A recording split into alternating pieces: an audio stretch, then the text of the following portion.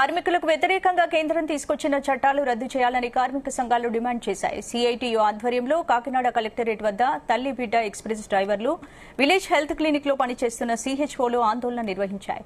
National health machine లో పనిచేస్తున్న వారితో సమంగా తమకు వేతనాలు ఇచ్చి ఉద్యోగాలు పర్మినెంట్ చేయాలని సిహెచ్ఓలు వంటవార్పు చేశారు. ఇక తల్లి బిడ్డ ఎక్స్ప్రెస్ లో పనిచేస్తున్న డ్రైవర్ల జీతాలు పెంచి పనివేళలు తగ్గించాలని వారు డిమాండ్ చేశారు.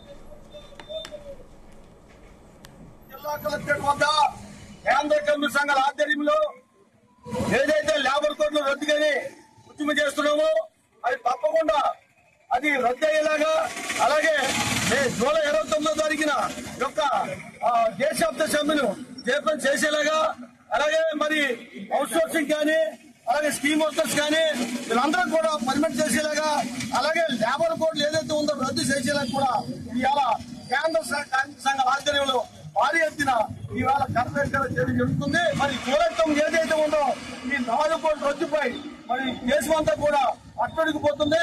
మోడీ ప్రభుత్వాన్ని గెలిపించేలా కూడా ఆలోచన చేస్తారు కార్మికులతో కూడా. కార్మిక సంఘాలు కూడా వచ్చే మరి ఎలక్షన్ లో కూడా వచ్చే ఎన్నికల్లో కూడా మోడీని మాత్రం ఎట్టి మధ్య కూడా మరి గెలిపించే వాతావరణం ఉంది.